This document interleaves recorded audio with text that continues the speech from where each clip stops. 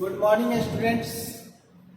अभी तक हम लोगों ने कार्बन फिलामेंट लैंप और मेटालिक फिलामेंट लैंप के बारे में डिस्कशन किया। यह भी देखा कि मेटालिक फिलामेंट लैंप एक जिसमें गैस भरा हुआ होता है और एक जिसमें गैस भरा हुआ नहीं होता है, इनका वर्णन किया।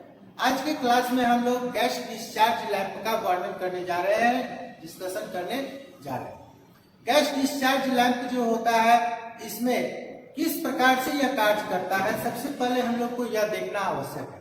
तो गैस डिस्चार्ज लैंप में निष्क्रिय गैस के साथ सोडियम या मरकरी के वाष्प भरे हुए होते हैं।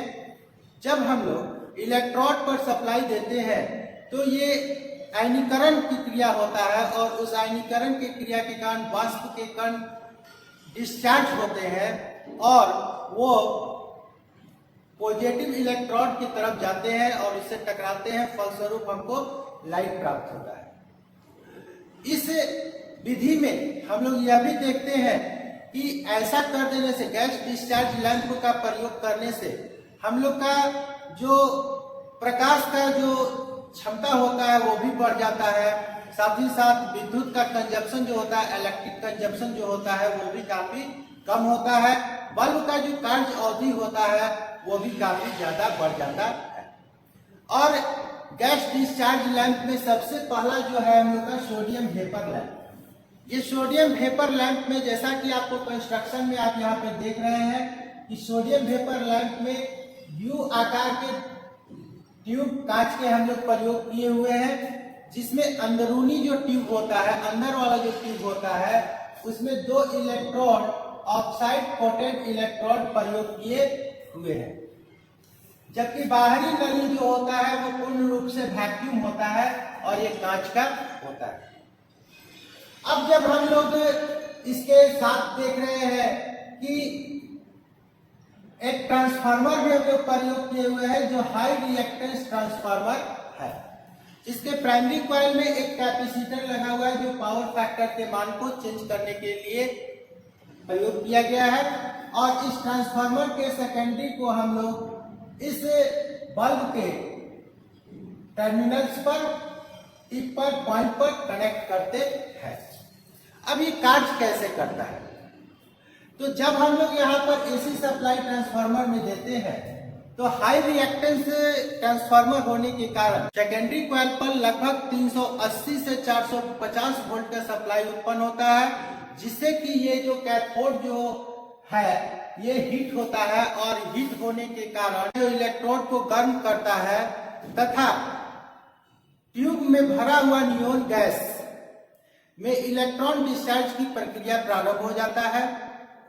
फलस्वरूप सोडियम धातु के ठोस कण वाष्पीकरण प्रारंभ होता है और बल्ब से प्रारंभ में लाल या गुलाबी रंग का प्रकाश प्राप्त होता है तथा बल्ब जब पूर्ण प्रकाशित हो जाता है तो इससे पीला रंग का प्रकाश उत्पन्न होता है।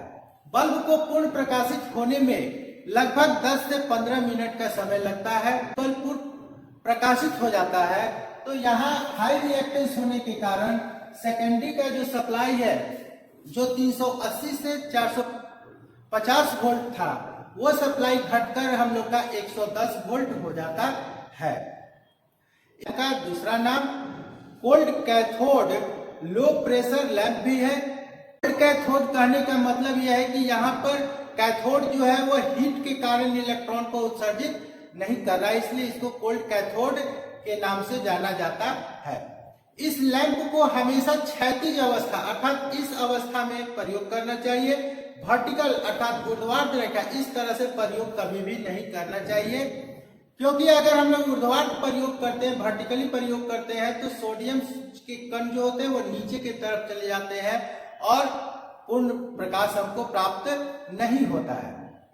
बल्ब से जो हम लोग को प्रकाश उत्पन्न होता है वो लगभग 40 से 50 ल्यूमन प्रति वाट होता है। 40 से 50 ल्यूमन प्रति वाट।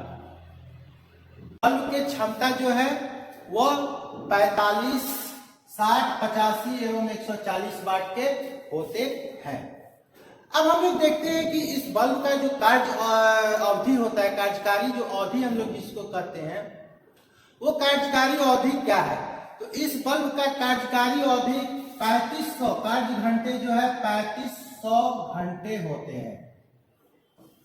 अभी तक हम लोग देखे थे 2700 घंटे, लेकिन इसमें हम लोग क्या देख रहे हैं कि इस बल्ब का कार्य घंटा हम लोग का 3500 है।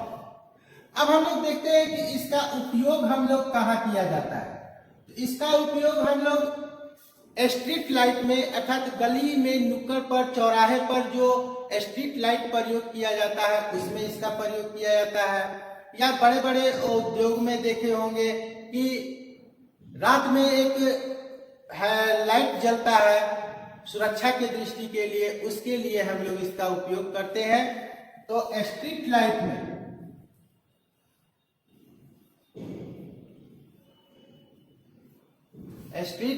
में इसका उपयोग हम लोग करते हैं।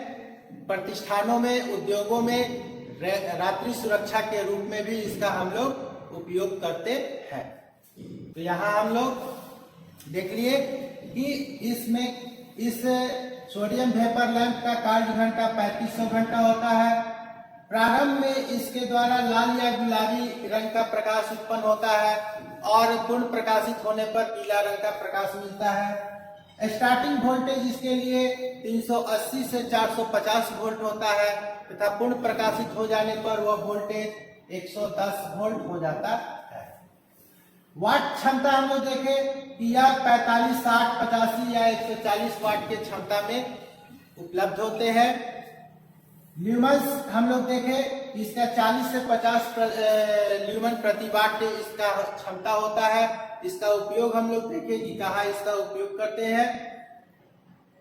इसी प्रकार नेक्स्ट जो लैंप हम लोग कल के क्लास में हम लोग डिस्कशन करेंगे। अगर ये वीडियो आपको अच्छा लगे तो इस वीडियो को प्लीज लाइक करें, ज्यादा से ज्यादा अपने दोस्तों तक शेयर करें। अभी तक अगर आपने चैनल को सब्सक्राइब नहीं किया तो चैनल को सब्सक्राइब कर ले, बेल नोटिफिकेशन को ऑन कर ले, जिससे इस चैनल पर लोड प्रत्येक वीडियो का नोटिफिकेशन आप तक पहुंचता रहे। Thank you.